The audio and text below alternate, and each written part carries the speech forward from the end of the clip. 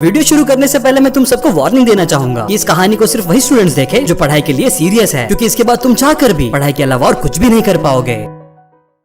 दादाजी आप कितने अच्छे हो, आप पापा जैसे बिल्कुल नहीं हो। 10 साल के आरुष ने अपने दादाजी से बोला, तुम पापा से इतना डरते क्यों हो? क्योंकि मेरे कम मार्क्स आने पर हमेशा वो मुझ पर गुस्सा करते हैं। आप मुझे प्रॉमिस करो कि आप हमेशा मेरी साइड रहोगे और मुझे कभी नहीं डांटोगे, प्रॉमिस? और दादाजी ने मुस्कुराकर आरुष के माथे पे हाथ फेर कर बोला, क्या छोटी छोटी चीजें मांगता है, तेरा ये दादा तेरे लिए जान भी दे सकता है। प्रॉमिस करो ना दादाजी। अच्छा ठीक है बाबा, पक्का प्रॉमिस। और अपना वादा निभाते हुए दादाजी ने हर बार पापा की डांट से आरुष को बचाया, लेकिन शायद उनके इसी लाड प्यार ने आरुष को बिगाड़ दिया। क्योंकि जब बोर्ड्स के साल में पापा ने बोला, पूरे दिन बस फोन पे रहते हो, पढ़ाई कब करोगे? बाद में पढ़ लूंगा पापा, अभी मन नहीं कर रहा। ये देखो तुम्हारा एवरेज रिजल्ट। माँ ने बोला, हर टेस्ट में तुम्हारे मार्क्स गिरते जा रहे हैं, पूरे दिन मार्क्स मार्क्स मार्क्स। आपको पता भी है पढ़ाई कितनी बोरिंग होती है। आरुष कोई ना कोई बहाना बना के पढ़ाई टाल देता, और आखिर में जब बोर्ड्स का रिजल्ट आया और अपनी कामचोरी और आलस की वजह से जब आरुष बोर्ड्स में फेल हो गया, थोड़ी सी भी शर्म बची है तो डूब मर। पापा ने चिल्लाया, ऐसे मत बोलो बेटा। दादाजी ने रोका, अरे आपकी इसी प्रोटेक्शन की वजह से आरुष का आज ये हाल है। पापा दादाजी को कुछ मत बोलो, वरना मुझसे बुरा कोई नहीं होगा, बोलकर आरुष ने पापा को धक्का दे दिया। तभी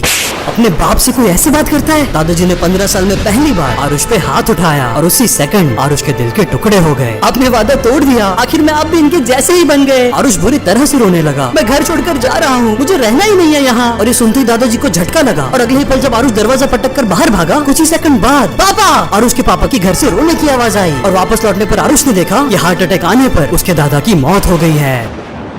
लेकिन उसके बाद आरुष के साथ कुछ ऐसा हुआ जो उसने अपने सपने में भी नहीं सोचा था, क्योंकि अपने दादा के अंतिम संस्कार के वक्त उसे घर की छत से एक आवाज आई, आरुष इधर आओ बेटा। ये आवाज उसके दादाजी की थी, और दौड़कर जब वो छत पर पहुंचा, अपने सामने सफेद कपड़ों में अपने दादाजी को और 4 लोगों के साथ देखकर वो डर गया। डरो मत बेटा, मैं ही हूँ। आप और ये लोग कौन है? मैं तुम्हें इन्हीं से मिलवाने लाया हूँ। दादाजी ने बोला, बेटा ये है रायचंद जी, अपनी पूरी जिंदगी एक गरीब मिल के मजदूर बनकर रहे, लेकिन आजादी की जंग में अपनी जान न्यौछावर कर दी। आरुष को कुछ भी समझ में नहीं आ रहा था। आरुष ये है मोहनलाल जी, जो एक बहुत ही छोटे से गाँव के एक गरीब कुम्हार थे, जिनके 2 बेटे भुखमरी में मारे गए, और जलियांवाला बाग के हत्याकांड में इन्होंने अपनी जान खो दी। अब सब लोग भूत हो? आरुष और डर गया। हम आत्माएं हैं बच्चे, जिनमें से सबसे पीड़ित आत्मा है हरिशंकर जी की, जो दिन रात कड़ी धूप में किसानी करते और मुश्किल से अपने परिवार का पेट पालते, जिन्होंने अपनी पूरी जिंदगी में एक बल्ब तक नहीं देखा, और महावारी में अपने एक बेटे के सिवाय अपनी बीवी और 5 संतानों को भी खो दिया, और आखिर में गरीबी में इन्होंने अपनी जान ले ली। अरे दादाजी, पर आप मुझे ये सब क्यों बता रहे हैं? मेरा इनसे क्या लेना देना? लेना देना है बच्चे, क्योंकि ये चारों तेरे इस दादा के पिता, दादा और परदादा है। तेरे सामने तेरे परिवार की 4 पीढ़ियां खड़ी है, जिन्होंने पिछले 300 साल में सिर्फ जीवित रहने के लिए अकल्प में संघर्ष किया, अपने परिवार के लिए तन तोड़ मेहनत की, और गरीबी, जंग और अनेक त्रासदी सहने के बावजूद भी इन सब ने बस एक उम्मीद की कि कभी न कभी मेरी पीढ़ी में वो एक इंसान जरूर आएगा जो इन गरीबी की बेड़ियों को तोड़ेगा, सदियों के रक्तपात और बलिदानों को न्याय देगा। लेकिन मैं और शायद अब तेरे पापा भी 6ठी पीढ़ी तक उसमें नाकाम रहे, और आज सिर्फ तू हम सबकी आखिरी उम्मीद है। मैं हाथ जोड़कर प्रार्थना करता हूँ बच्चे, आज के बाद कभी भी ये मत बोलना कि पढ़ने का, मेहनत करने का मन नहीं करता, क्योंकि 7वीं पीढ़ी में या तो परिवार आबाद होता है या नष्ट। हम सब के आशीर्वाद तेरे साथ है बेटा। अब जा और अपने पापा का सहारा बन, उन्हें तेरी जरूरत है, और दिल लगाकर मेहनत कर।